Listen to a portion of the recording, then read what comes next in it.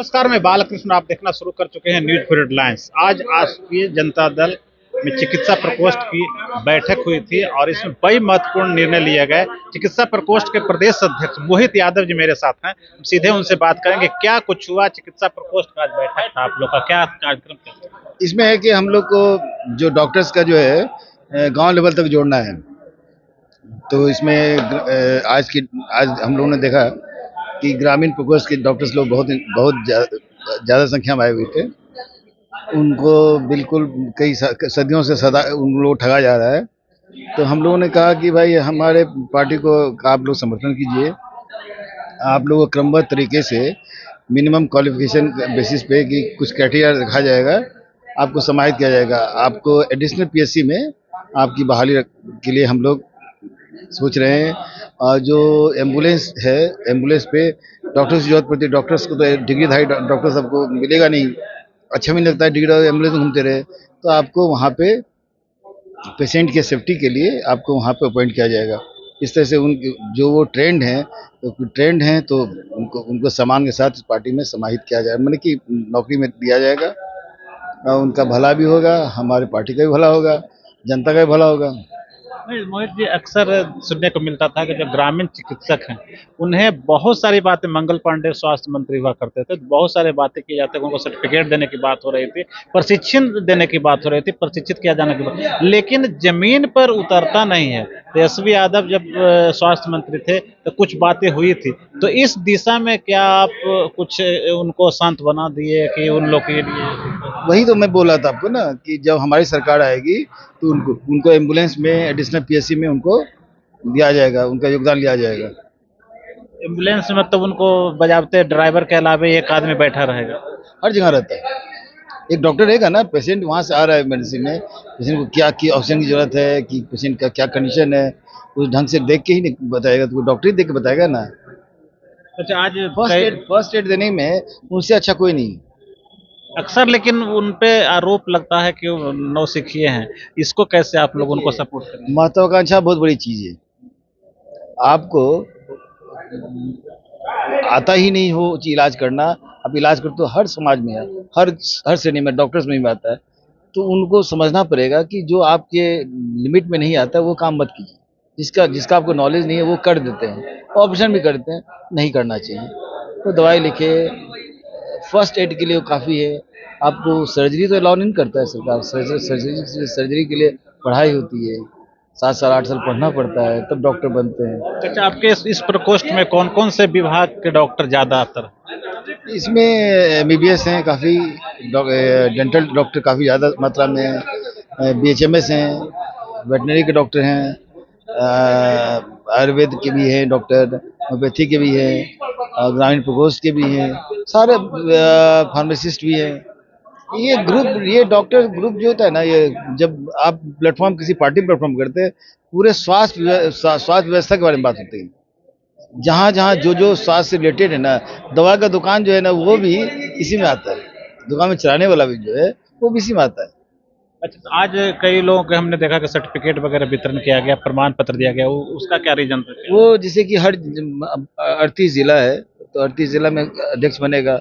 ये तो सिस्टम होता है ना कि एक अध्यक्ष हुआ, उसके नीचे है, काम करने के लिए एक सीढ़ी बनाना पड़ता है। मेरी अंतिम सीढ़ी गांव है, तो गांव तक जाने के लिए कुदक के गांव पे नहीं जाएंगे, रास्ता तो बनाना ही पड़ेगा ना। यदि हम कोई बात रखते हैं, तो जो हम बात रखते हैं तो मेरी बात वहां तक पहुंचाने का जिम्मेदारी तो धीरे धीरे जाता है ना। कितने जिलों में आपका प्रकोष्ठ मजबूती स्थिति में? 38 जिला में से हम लोग का ये आज के डेट में मुझे लगता है कि 28 जिला पूरी तरह से मजबूत है, पूरी तरह से मजबूत है, और कुछ जिलों में काम करने की जरूरत है। विधानसभा चुनाव आने वाला है, क्या लग रहा है कि उसमें चिकित्सा प्रकोष्ठ को भी कुछ टिकट वगैरह मिलेगा, कुछ आगे बढ़ेंगे, मेन पॉलिटिक्स में आएंगे? देखिए, आप पंजाब में इलेक्शन हुआ था, आपने देखा ही होगा। डॉक्टर्स को उन्होंने टिकट बांटा, तो 20 डॉक्टर को बांटा, 15 जीत के आए। तेलंगाना में यही हुआ। अभी अभी हाल के डेट में कैबिनेट मिनिस्टर जो बने हैं वो भी डॉक्टर ही हैं। मणिपुर के जो सीएम हैं वो भी डॉक्टर ही हैं।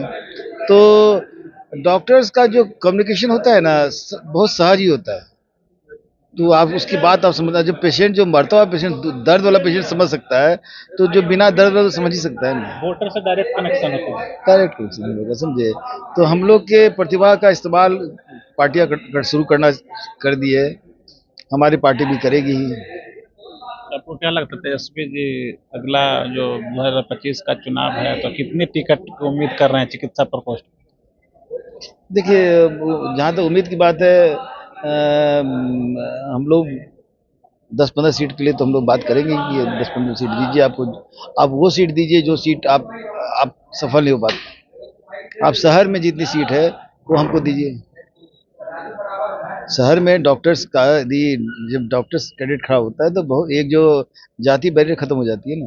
मुझे कहने का मतलब शहर में जो बीजेपी का पकड़ है वहां आप चाहते हैं। जहाँ जहाँ आपकी कैंडिडेट नहीं लड़ पाते हैं वहाँ दीजिए हम लोग को। इस्तेमाल करके देखिए, एक ट्राई कीजिए, देखिएगा आपको उसका सफलता मिलेगा। मोहित यादव अगला 2025 में चुनाव लड़ेंगे। नहीं, ये कहना बिल्कुल मुश्किल है, समझे। यदि ये पार्टी हम पे विश्वास जताएगी तो जरूर लड़ूंगा। ऐसा तेजस्वी जी का भरोसा है?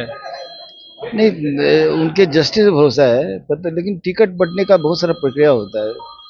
आप जिस सीट से लड़ना चाहते हैं वहाँ पे कहीं कौन सा दूसरी पार्टी को टिकट नहीं मिल गया, तो बहुत सारी बातें हैं, समझे। यदि मेरा सजेशन मानेगा तो यदि आपको इलेक्शन लड़वाना है तो इलेक्शन से 1 साल पहले कैंडिडेट डिक्लेयर कर दीजिए, उसको मैदान में छोड़ दिए लड़ने के लिए। आप सब जाओ और पूरा काम करो, क्षेत्र में भलाई करो, अपना करेक्शन बढ़ाओ। आप यदि इलेक्शन के अनाउंस होने के 1 महीना 10 दिन पहले आप बताइएगा कि आपको लड़ना है, तो वो बेईमानी है।